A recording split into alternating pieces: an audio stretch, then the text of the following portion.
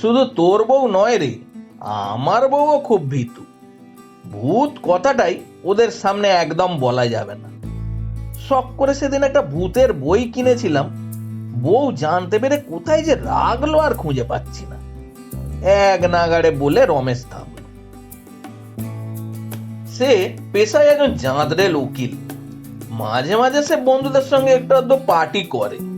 Party মানে 5 জন বন্ধু মিলে বছরে এক আধবার কোনো জায়গায় একসঙ্গে মিলিত হয়। সেখানে অবশ্য খানার সঙ্গে পিনাও চলে যত সামান্য। যে যার প্রফেশনে কাজের চাপ যাতে মাথায় না চেপে বসে, সেজন্য তার একটু রিল্যাক্স করে মাঝে মধ্যে। রমেশ ছাড়া বাকিরা রয়েছে কালু, অমিত, মদন আর ভূত ওরফে ভূতনাথ। এদের মধ্যে কালু ছাড়া বাকি 3 জনেই ব্যবসা করে। কালু হলো স্কুল শিক্ষক, সব জায়গায় সে কালু মাস্টার নামে পরিচিত। অমিতের গাড়ির ব্যবসা আছে, যেটা তার বাবার কাছ থেকে পাওয়া। মদনের একটা ফাস্টফুড সেন্টার আছে, আর ভূতনাথের মুদিখানা দোকান। এরা প্রত্যেকেই বিবাহিত, কিন্তু তাদের এই পার্টিতে বউদের কোনো স্থান নেই। তারা সকলেই একমত যে বউ হলো একটা এক্সট্রা ঝামেলা। সকলেই মনে করে ছেলেদের কোনো কাজে বউ হস্তক্ষেপ করলে সে কাজে সফল হওয়া খুব মুশকিল।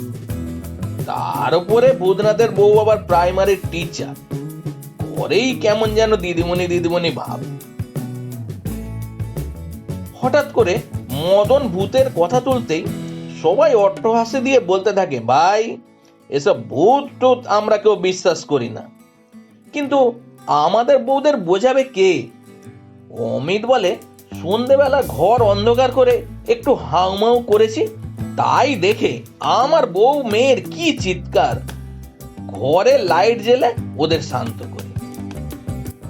কালু বলে, এখান থেকে 3টে গ্রাম পেরিয়ে ওই যে আবাদা স্টেশন আছে, ওর পাশে একটা বেশ বড় 3 তলা বাড়ি রয়েছে। সামনেটা একটু বাগানও রয়েছে। আশপাশের গ্রামের লোকেরা বলে ওখানে নাকি ভূত আছে।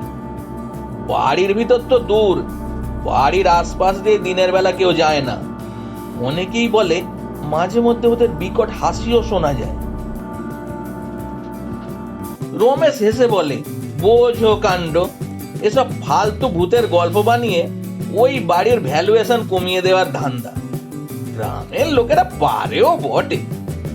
অমিত বলে, হতে পারে ওই বাড়িতে কিছু অ্যান্টি সোশ্যাল ঘাঁটি গেড়েছে, ওই দিকে যাতে কেউ না যেতে পারে তার জন্যই ওরা এইসব করছে। মদন বলে, মিথ্যে কথা বারবার বললে ওটা সত্যি হয়ে যায়। সবাই হয়তো ভূতের বাড়ি বলতে বলতে ওই বাড়িটাকেই ভয় পায়।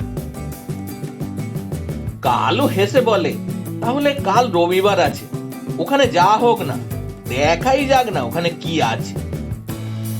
ভূতনাথ থতমত খেয়ে বলে, ওখানে সত্যি যদি ভূত থাকে তাহলে কি হবে?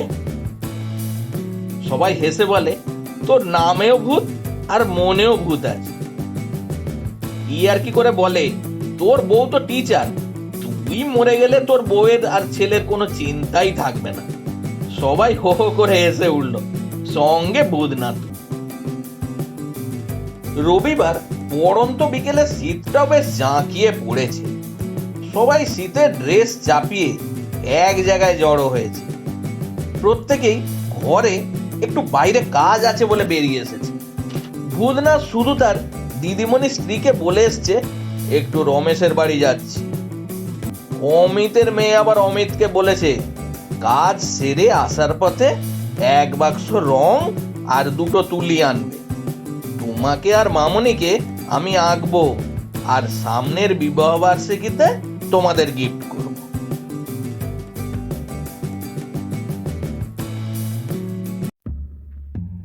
এরপর সবাই রওনা দিল আবাদা স্টেশনের পাশে ওই ভূতের বাড়ির উদ্দেশ্যে।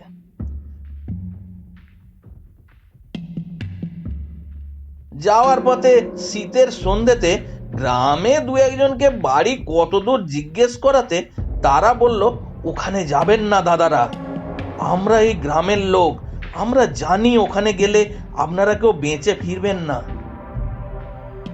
গন্তব্য যখন আর কিছুটা দূরে, রাস্তার ধারে অন্ধকারের মধ্যে একটা চায়ের দোকান দেখে বসে পড়লো পাঁচজন।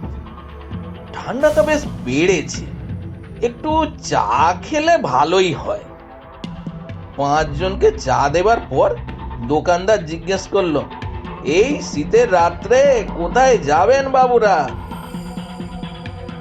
প্রশ্নের উত্তর শুনে চা দোকানদার তাদের কাছ থেকে একটা টাকাও চাইল না, শুধু বলল, ওই ভয়ঙ্কর বাড়ি থেকে যদি বেঁচে ফিরতে পারেন তখন আপনারা চায়ের টাকা দেবেন।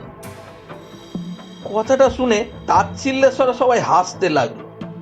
শুধু নিম পাতা খাওয়ার মতো মুখ করে ভূতনাথ বলল, ওখানে সবাই বলে ভূত থাকে, সত্যি সত্যি কি ওখানে, মানে কথাটা কি সত্যি? চায়ের দোকানদার বড় বড় চোখ করে বলে, আমার বয়স হয়েছে বাবুরা, এই বয়সে আমি মিছে কথা বলতে পারবো না।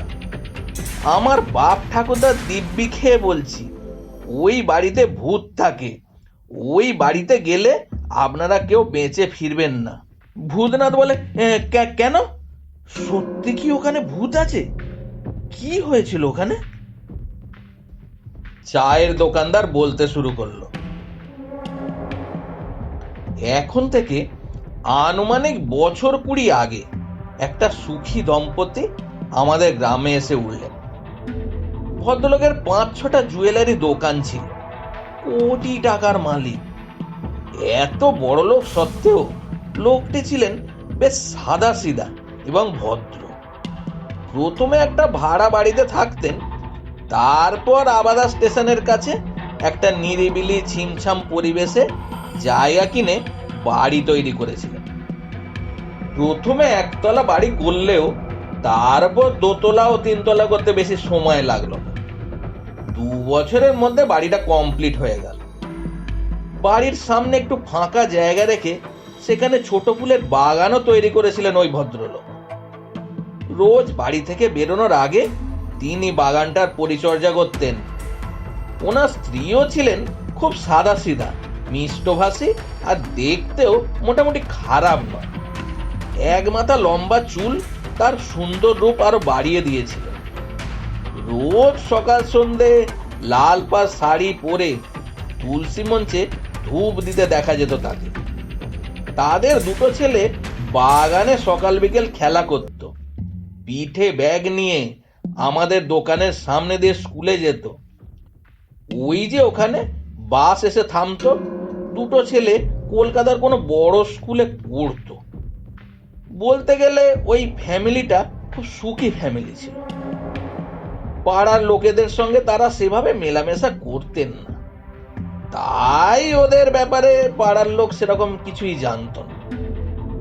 একদিন ভদ্রলোক ব্যবসার কাজে কদিন বাইরে গেলেন। ঘরে ছিল তার স্ত্রী আর 2 সন্তান। ভদ্রলোক চলে যাওয়ার পরের দিন পর্যন্ত 2টো ছেলেকে স্কুলে যেতে দেখা গেছে, কিন্তু তার পর দিন থেকে তাদের আর গ্রামের লোকজন দেখেনি। কারো সঙ্গে না মেশার কারণে গ্রামের লোকও বিশেষ কৌতূহলও দেখায়নি। 2 দিন পর ভদ্রলোক সকালে ফিরে এসে দেখে তার স্ত্রী ও 2 সন্তান বিছানায় শুয়ে আছে। একটা ধারালো কিছু দিয়ে তাদের সবার গলার নলি কাটা, আর মেঝেতে একটা অচেনা লোক পড়ে আছে, তারও হাতে শিরা কাটা। ভদ্রলোকের চেঁচামেচিতে গ্রামের লোক জড়ো হয়ে যায়। কিছুক্ষণ পর গ্রামে পুলিশ আসে ও দেহ তুলে হাসপাতালে নিয়ে যায়। হাসপাতাল থেকে জানা যায় তারা প্রত্যেকে আগের দিন রাতেই মারা গেছে। ভদ্রলোকের সে কি কান্না, এখনো মনে পড়লে চোখে জল চলে আসে। তার পরের দিন ঘটল আর এক অঘটন।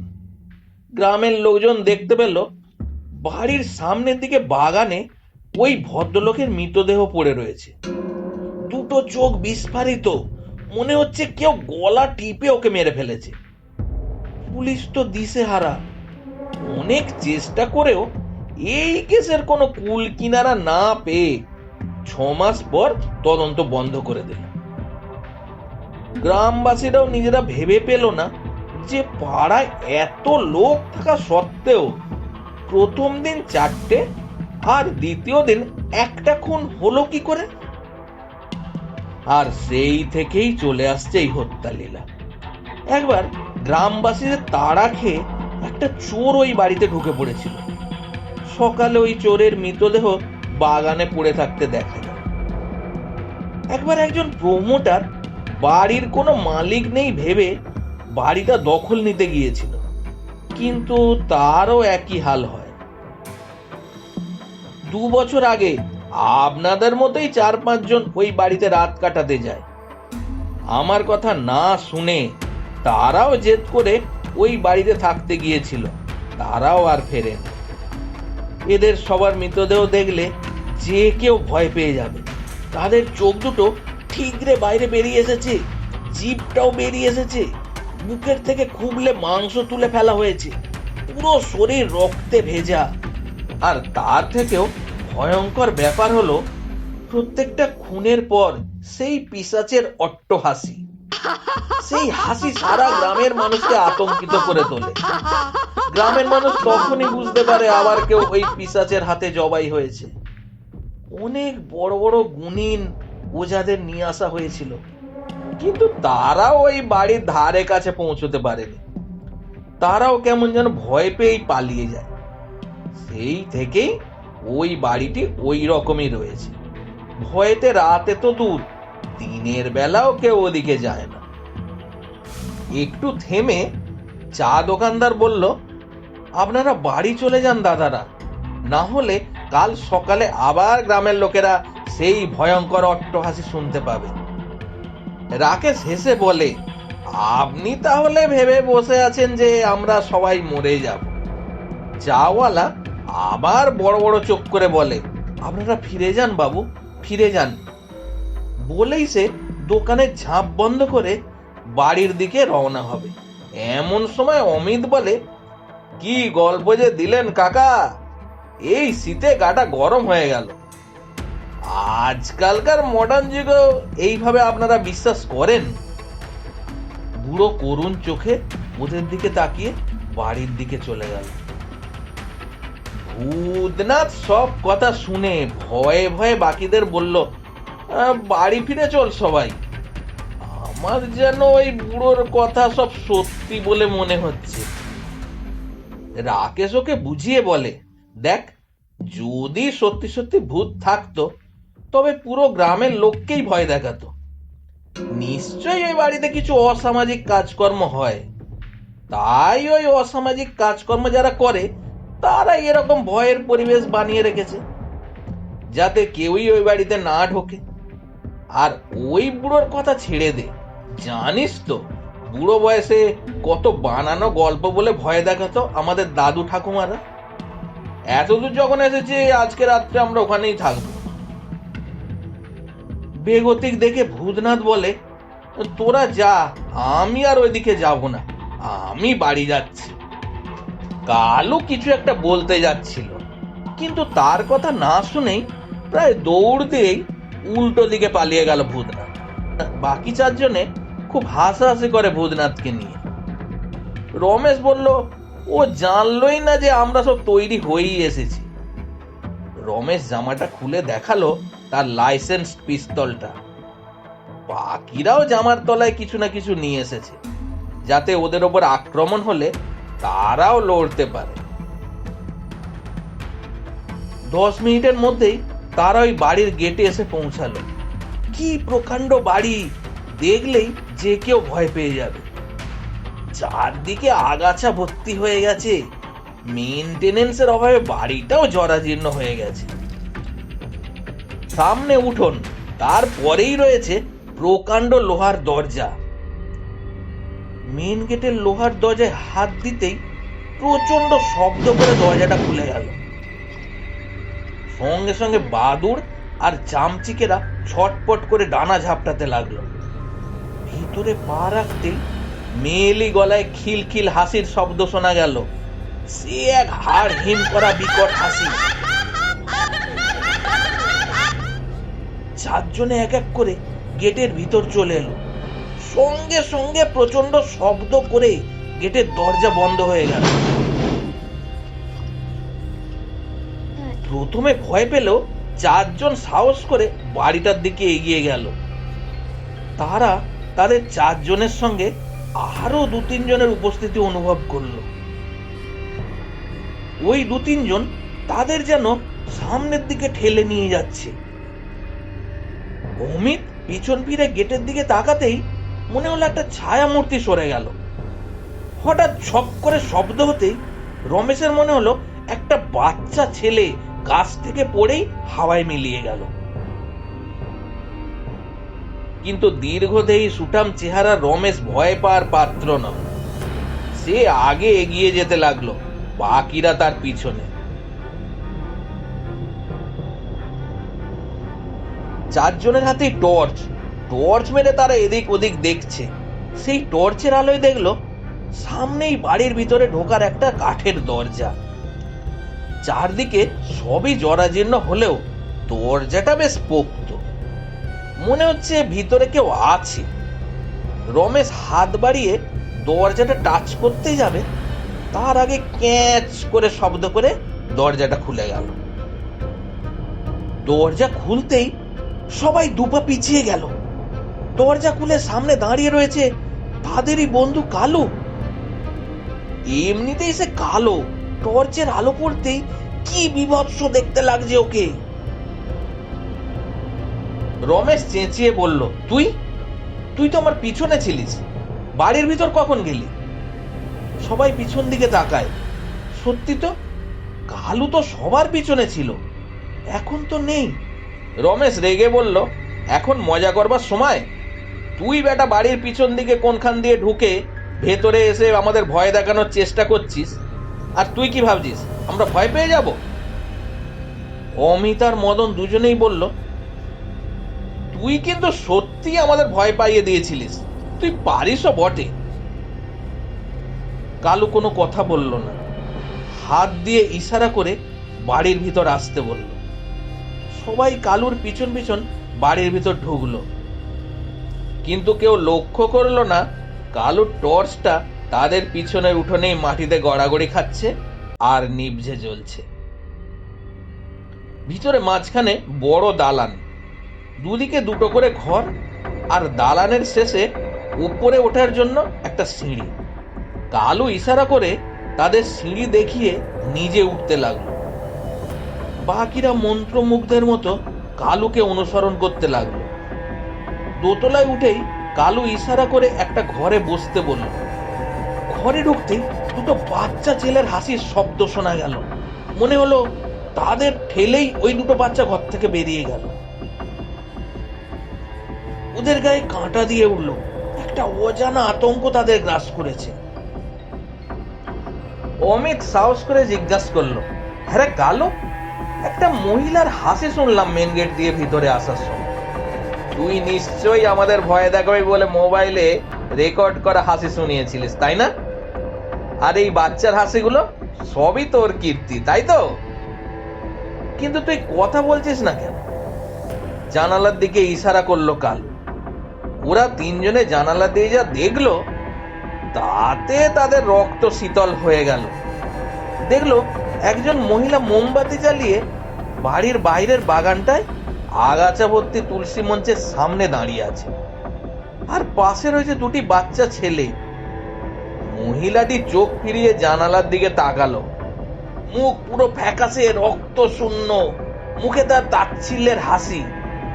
আস্তে আস্তে মহিলা দরজা খুলে বাড়ির ভিতরে ঢুকল, সঙ্গে দুটো বাচ্চাও। আস্তে আস্তে ঘরে ঢুকে মোমবাতি টেবিলের ওপর রেখে গেল। সবাই তখন ভয়ে জড়োসড়ো। টেবিলের ওপর মোমবাতির আলোয় তারা দেখতে পেল কালুর মুখটা। সদ্য কেউ তার মুখের ওপর থেকে মাংস তুলে নিয়েছে। চোখ দুটো বেরিয়ে আসছে বাইরের দিকে, ফ্যাকাশে ঠোঁট, দাঁত বার করে হাসছে কালু। তারা পরিমরি করে ঘরের দরজার দিকে ছুটল, কিন্তু দরজা বাইরে থেকে বন্ধ, টর্চগুলো আর জ্বলছে না। তারা অন্ধকারের মধ্যেই দরজায় ধাক্কা দিতে লাগলো। হঠাৎ কানে এলো সেই মহিলার বিকট হাসি। বলল, এত তাড়া কিসের? আমি আসছি, দরজা খুলবো, ওয়েট করো। রমেশদা চিৎকার করতে চায়, কিন্তু তাদের গলা থেকে কোন রকম শব্দ বের হচ্ছে না। হঠাৎ টেবিলের কাছে বসে থাকা কালুর দিকে চোখ পড়তেই রমেশ দেখলো একটা কাটা মাথা নিয়ে সেটাকে কালু কি নৃশংসভাবে কুবলে কুবলে খাচ্ছে। সেই কাটা মাথাটা মদনের, আর মদন মুন্ডহীন অবস্থাতেই তার শরীর দিয়ে তাদের সঙ্গে দরজায় ধাক্কা দিচ্ছে। আর বাইরে সেই মহিলার খিলখিল হাসি আকাশ বাতাস ছেয়ে ফেলেছে। দরজা খুলে গেল। রমেশ আর অমিত দেখলো তাদের সামনে সেই মহিলা তার বাচ্চাদের নিয়ে দাঁড়িয়ে আছে। কি বিভৎসভাবে দাঁতগুলো মুখ থেকে বেরিয়ে এসেছে, বাচ্চাগুলোরও কি বিভৎস হাসি। মহিলাটি তাদের পাশের একটা ঘরে নিয়ে গেল। সেখানে বিশাল একটা ফটো ফ্রেম, সেই ফ্রেমে একটা ইয়াং ছেলের ছবি রয়েছে, গলায় একটা মোটা সোনার হার। মহিলাটি বলে, এটা আমার হাজবেন্ড, আমার প্রথম ভালোবাসা আর শেষ ভালোবাসা। আমার হাজবেন্ড আমায় খুব ভালোবাসতো, আমার বাচ্চাদেরও চোখে হারাতো, কিন্তু কেউ বিশ্বাস করবে যে সেই মানুষটা পরকীয়া করবে? অন্য কোনো মেয়ের সঙ্গে প্ল্যান করে সে আমাকে আর আমার ছেলেদের মেরে ফেলতে একটা ভাড়াটে খুনি পাঠালো। আমি ওই ভাড়াটে খুনিকে বললাম, আমাদের জুয়েলারি দোকান, আমার সিন্ধুকে অনেক টাকা, অনেক গয়না আছে, তুমি সেগুলো নিয়ে আমাদের ছেড়ে দাও। কিন্তু আমাকে আর আমার বাচ্চাদের সে ছাড়লো না। বলল, আমি কাজ করার জন্য তোমার হাজবেন্ডের কাছ থেকে টাকা নিয়েছি, তোমাদের মারতে হবেই, বলেই সে আমাকে আর আমার ছেলেদের গলা কেটে মেরে ফেলল। আমি হাত জোড় করে অনুনয় বিনয় করি, তবু সে আমাকে ছাড়েনি। আমাদের গলা ছুরি দিয়ে কাটার পর বিছানায় আমাদের ছটপটানি দেখে তার আফসোস হয়েছিল মনে হয়। সে নিজের হাতে শিরা কেটে আত্মহত্যা করেছিল এখানে। পরের দিন আমার হাজবেন্ড ফিরে কি অভিনয়টাই করলো, হাউ হাউ করে কান্নার অভিনয়, যাতে কেউ তাকে সন্দেহই না করে। তাকে দু হাতে গলা টিপে ধরে আমি মেরেছি।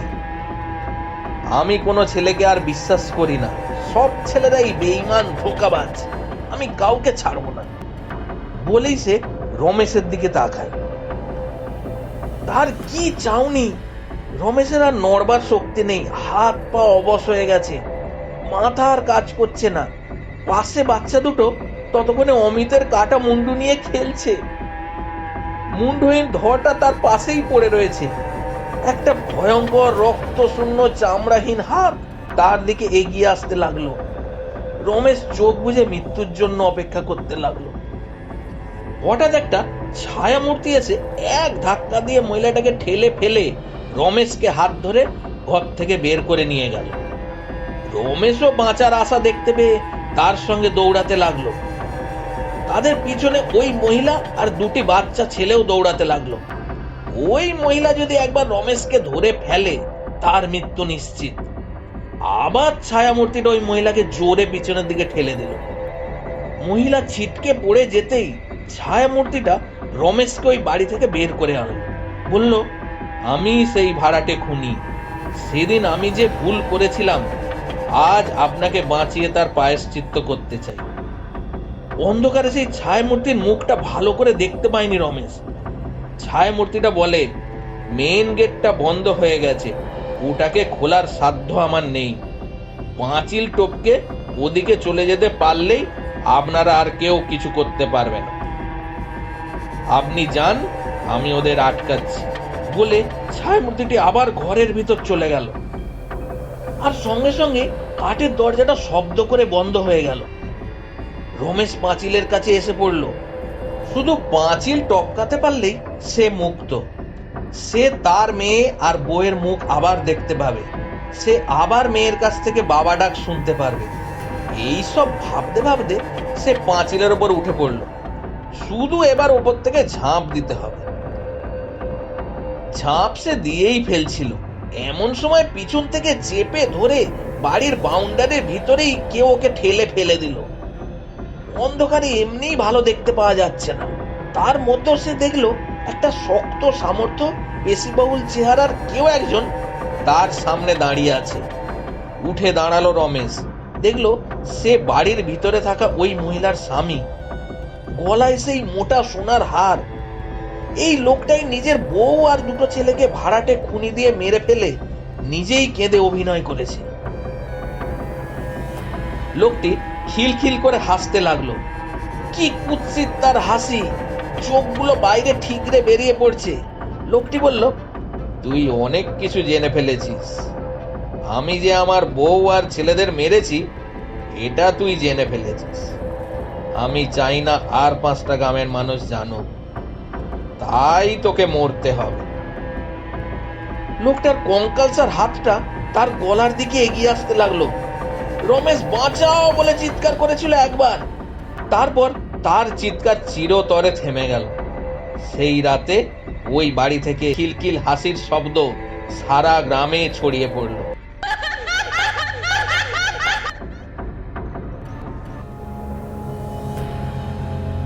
চায়ের দোকানদার চোখের জলে ভগবানের কাছে ওদের আত্মার শান্তি কামনা করল।